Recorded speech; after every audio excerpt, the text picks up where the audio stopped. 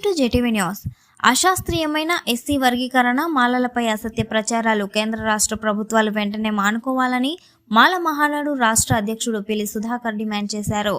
అశాస్త్రీయమైన SC వర్గీకరణకు వ్యతిరేకంగా నిర్వహిస్తున్న మాలల మహాపాదయాత్ర బుధవారం షామీర్పేట్ మండలానికి చేరుకోవడంతో మాల మహానాడు ఆధ్వర్యంలో పెద్ద ఎత్తున స్వాగతం పలికారు. ఈ సందర్భంగా రాష్ట్ర అధ్యక్షుడు పిల్లి సుధాకర్ మాట్లాడుతూ కేంద్ర రాష్ట్ర ప్రభుత్వాలు అశాస్త్రీయమైన రాజ్యాంగ విరుద్ధమైన వర్గీకరణ అంశాన్ని తీసుకురావద్దన్నారు. మొట్టమొదటి వర్గీకరణ చేసే రాష్ట్రం తెలంగాణ రాష్ట్రమని ప్రకటించిన కాంగ్రెస్ ప్రభుత్వం సీఎం రేవంత్ రెడ్డి వ్యాఖ్యలను వ్యతిరేకిస్తున్నామని ధ్వజమెత్తారు. తెలంగాణలో మాలలు తక్కువ ఉన్నారని, మాదిగల అవకాశాన్ని, మెతుకులను గుంజుకొని తింటున్నారనే అబద్ధపు ప్రచారం చేస్తున్నారని ఆరోపించారు. రాష్ట్ర ప్రభుత్వాలు మానుకోవాలని చెప్పి డిమాండ్ చేస్తూ, అదేవిధంగా తెలంగాణలో మాలలు తక్కువ ఉన్నారని చెప్పి మాదిగల యొక్క అవకాశాన్ని, మాదిగల యొక్క కంచెల మెతుకులను మాలలు గుంజుకు తింటున్నారని చెప్పి ఏదైతే అబద్ధ ప్రచారాన్ని పదే పదే చేస్తా ఉన్నాయో పార్టీలు కానీ, ఎంఆర్పీఎస్ కానీ, ఇతర సంస్థలు కానీ, ఆ ప్రచారం తప్పు అని చెప్పడానికి మాలల మహాపాదయాత్రగా జాతీయ మాలల ఆధ్వర్యంలో అక్టోబర్ 20వ తారీఖున భద్రాచలం నుంచి 1000 కిలోమీటర్ల పాదయాత్రను మేము చేపట్టడం జరిగింది. ఇది 1000 కిలోమీటర్ల పాదయాత్ర, 35 నియోజకవర్గాలు, 16 జిల్లాలు, 40 రోజుల పాటు ఈ యొక్క పాదయాత్ర కొనసాగుతుంది. సుమారు ఇప్పుడు 38 రోజులు ఈ యొక్క పాదయాత్ర ఈ రోజుకి 960 కిలోమీటర్ల వరకు చేరుకోవడం జరిగింది.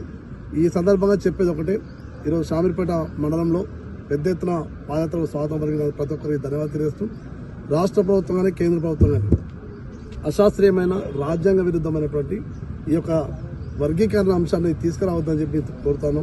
ఎందుకంటే ఆర్టికల్ 341 సవరిస్తేనే అది రాజ్యాంగ సవరణ జరుగుతూ మాత్రమే వర్గీకరణ అవుతుంది. కానీ ఈరోజు దొడ్డిదారిన మోడీ గారు రాసిన స్క్రిప్ట్ను సుప్రీంకోర్టు న్యాయమూర్తులు చదివి ఈరోజు దళితుల మధ్యన అనైక్యతను తీసుకొచ్చి రాజ్యాధికారానికి పోకుండా చేసేటువంటి కుట్రలో భాగమే ఈ యొక్క పాలకుల ఈ కుట్ర అని చెప్పి సందర్భంగా తెలియజేస్తూ, ఈ వర్గీకరణ అంశాన్ని పక్కబెట్టి కృష్ణమాది గారు కూడా మీ మాలమాల నుంచి విజ్ఞప్తి చేస్తున్నా ఆహ్వానిస్తాను. మన ఉమ్మడి సమస్య ఉంది. 2% లేనటువంటి అగ్రవర్ణాలు ఈరోజు 10% రిజర్వేషన్ అనుభవిస్తూ, మొన్న ఇటీవల డిఎస్సీలో కూడా 42 మార్కులు వచ్చిన ఓసీలకు సీట్లు వచ్చినాయి, 60 నుంచి 70 మార్కులు వచ్చినటువంటి ఎస్సీ, ఎస్టీ, బీసీలకు సీట్లు రానటువంటి, ఉద్యోగాలు రానటువంటి పరిస్థితి పడుతుంది. స్పష్టంగా మనకు ఇదే ఉదాహరణ. ఈరోజు 2% లేని వాళ్ళు 10% అనుభవిస్తున్న సందర్భంలో 25% ఉన్నటువంటి మాదిగ ఉపకులాలు ఈరోజు 15% దగ్గర కొట్టుకోవడం ఇది కరెక్ట్ కాదు. ఇది అంబేద్కర్ భావజాలం కూడా కాదని చెప్పి కృష్ణమాది గారు విజ్ఞప్తి చేస్తా ఉన్నాం. అందుకనే మనం 15% నుంచి 20% రిజర్వేషన్ పెంచుకోవడానికి కలిసి ఉద్యమానికి రావాల్సిందిగా మాలమాల నుంచి వారిని ఆహ్వానిస్తా ఉన్నాం. దానితో పాటు ప్రైవేట్ మొత్తం, పబ్లిక్ రంగం మొత్తం కూడా నిర్వీర్యమైపోతున్నాయి.